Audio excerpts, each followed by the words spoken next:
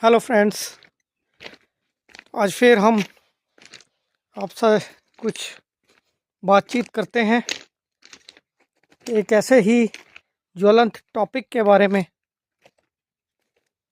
तो थोड़ा सा टाइम मिला है और हेल्थ से रिलेटेड ही है,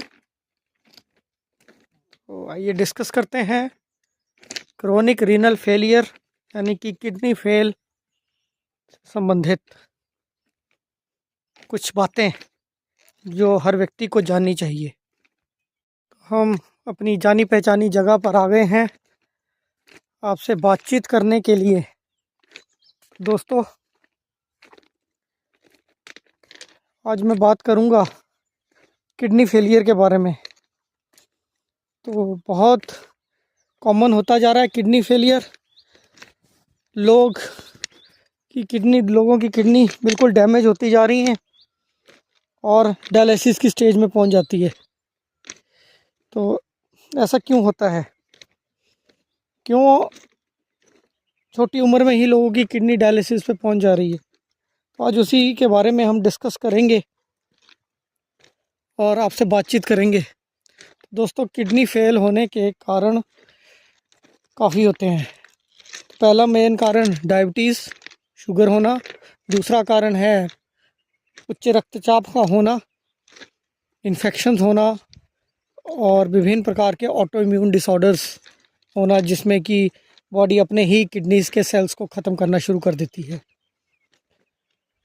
तो अब हम सबसे पहले जो मेन कारण आजकल के टाइम में हमें मिल रहे हैं वो डायबिटीज़, हाइपरटेंशन और ऑटो इम्यून डिसऑर्डर और इन्फेक्शंस जो हैं यूरिनरी ट्रैक्ट की, जिसके कारण ये जो प्रॉब्लम है ये हो रही है लोगों को। दोस्तों, मुझे 20 साल हो गए हैं प्रैक्टिस करते हुए और ऐसे काफ़ी मरीज़ देखे जो लापरवाही से अपनी बीमारी को बिगाड़ लेते हैं। डायबिटीज़ के इतने पेशेंट देखे जो छोटी उम्र में ही अपनी छोटी सी लापरवाही के कारण जो है किडनी के फेलियर में लैंड कर गए, उनको डायलिसिस की ज़रूरत पड़ गई। होता क्या है, जो मेन कारण है, हम जो है डायबिटीज़ की या बीपी की जो दवाइयाँ हैं उनका सेवन बंद कर देते हैं। तो बंद करने के कारण आपको तो ऐसा लगता है कि बीमारी ठीक हो गई, मेरा शुगर कंट्रोल है थोड़ी सी और बीपी कंट्रोल है, और जिससे कि क्या होता है, एक समय पे अचानक ये दोनों चीज़ें शूट होती हैं और किडनीज़ को डैमेज कर देती हैं।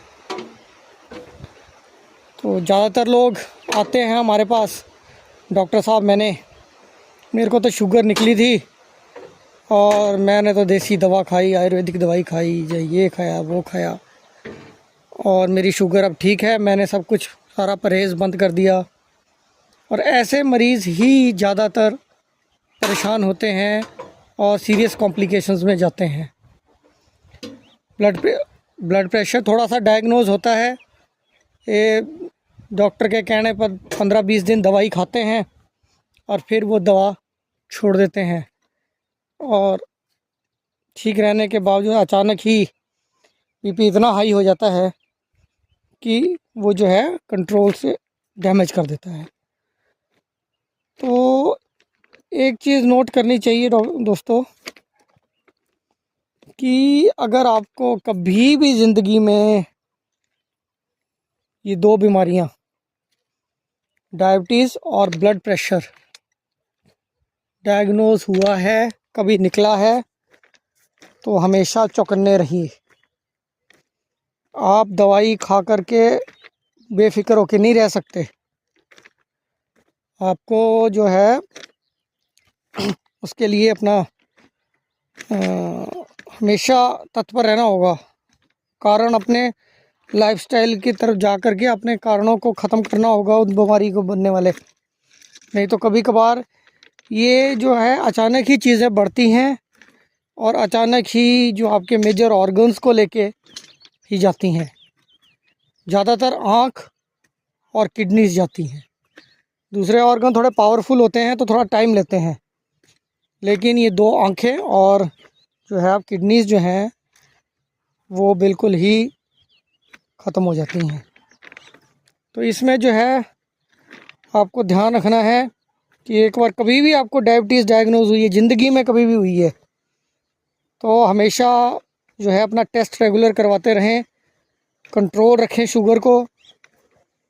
बीपी अगर आपका कभी भी ज़िंदगी में हाई हुआ है तो चौकन्ने रहिए हमेशा कि जो आपने जो है बीपी की दवाई रेगुलर लेनी है या उसको कंट्रोल रखना है।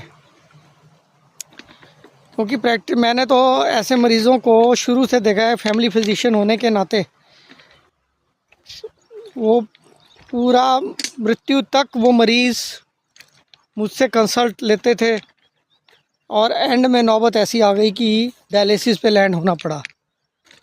ठीक है, लापरवाही।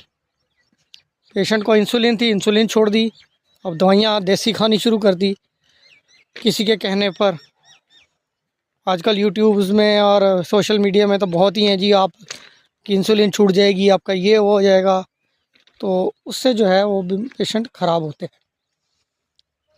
तो ये सब चीज़ें हैं। फिर उसके बाद आते हैं ऑटो इम्यून डिसऑर्डर्स। ये भी आजकल बहुत जो है फैल रही है बीमारी। तो ये ज़्यादातर खान पान से है, आपके लाइफस्टाइल से है। सिंथेटिक चीज़ें, केमिकल से बने हुए फास्ट फूड, ये जो आपके कहते हैं ऑयल्स, जितने भी आप ये मोमो चाउमीन्स और ऐसी चीज़ें जिसके अंदर सोडियम मोनोग्लूटामेट जैसी केमिकल सब्सटेंसेस पड़े हुए हैं, तो ये सब चीज़ें लॉन्ग रन में किडनी को डैमेज करते हैं। ऑटोइम्यून डिसऑर्डर होते हैं, अपने ही सेल्स शरीर के अपने जो ऑर्गन्स को पहचानने को इनकार कर देते हैं और उन्हीं को ही ख़त्म करने लग पड़ते हैं। तो उससे बचने के लिए आप अपना जो है खान पान और सादा रखिए, बिल्कुल सिंपल फूड, ऑर्गेनिक फूड जो है आप करें, तो आपकी जो है किडनी की बीमारियों से आप बच सकते हैं। इन्फेक्शंस हैं, दूसरा कारण होता है कि इन्फेक्शंस, ब्लड में इन्फेक्शन होने के कारण जो है किडनीज में यूरिनरी ट्रैक्ट की इन्फेक्शन को कभी लापरवाही से मत लीजिए। अगर आपको थोड़ी बहुत कभी जलन रहती है तो अपना यूरिन के टेस्ट करवाएं और उसको ज़रूर आप उसको आइसोलेट करें, क्या है, क्या कारण है, ताकि वो इन्फेक्शन जो है ऊपर तक ना जाए। और भी कई कारण किडनी के डैमेज करने के होते हैं। मेटाबॉलिक डिसऑर्डर्स होते हैं, कई बारी स्टोन्स बनते हैं। मेटाबॉलिक डिसऑर्डर, लीवर में थोड़ी सी प्रॉब्लम होने के कारण किडनीज़ में स्टोन बनने शुरू हो जाते हैं। तो स्टोन लंबे समय तक अगर किडनी में रहते हैं तो उसको डैमेज करते हैं किडनी को। तो ये टाइम पर आपको जो है करना चाहिए, इसको इवैल्यूएट करवाना चाहिए ताकि आपकी किडनी बच सके। दोस्तों, पहले बीमारी को संभालना आसान होता है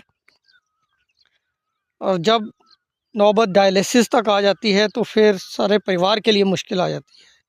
डायलिसिस की जो प्रक्रिया है बहुत ही कठिन, तो क्या बोलें, टाइम कंज्यूमिंग है और पेशेंट बाउंड हो जाता है हफ्ते में 3 दिन, हफ्ते में 1 दिन, और एक टाइम ऐसा आ जाता है कि डायलिसिस भी काम करना बंद कर देता है, तो किडनी ट्रांसप्लांट की ज़रूरत पड़ जाती है। और जो अब भी होती है लेकिन बहुत मुश्किल है, वो कई बार किडनी एक्सेप्ट करती हैं बॉडी, कभी बार नहीं करती है। इसलिए अपने गुर्दों को बचाने के लिए जो है आप ज़रूर जो है पहले से ही तत्पर रहें। और ख़ासकर जिनको डायबिटीज़, बीपी और ऑटोइम्यून डिसऑर्डर्स हैं, मेटाबॉलिक डिसऑर्डर्स हैं, वो तो हमेशा इस मामले में चौकन्ना रहें। तो किडनी फेलियर के जो हैं उसको जांच करने के काफ़ी तरीके हैं। तो सबसे जो सेंसिटिव टेस्ट आता है उसका सिस्टैटिन सी जो है वो सबसे ज़्यादा सेंसिटिव टेस्ट है। और उसके बाद अपना जीएफआर चेक करवाएं, और उससे कम फिर आपका रीनल फंक्शन टेस्ट होते हैं, जो RFT UFT जो आप रूटीन में करवाते हैं, वो आइडियल नहीं होते हैं। पर फिर भी आप सबसे पहले जो मेन है उसमें जो स्टैटिन C का जो टेस्ट है वो करवाना चाहिए, जिससे कि आपकी किडनी का पता लग जाता है एकदम कि वो फेलियर की स्टेज में है या नहीं है। तो आने वाला और आगे जाकर हम और डिस्कस करेंगे। तो बस आपको खूबसूरत हरियाली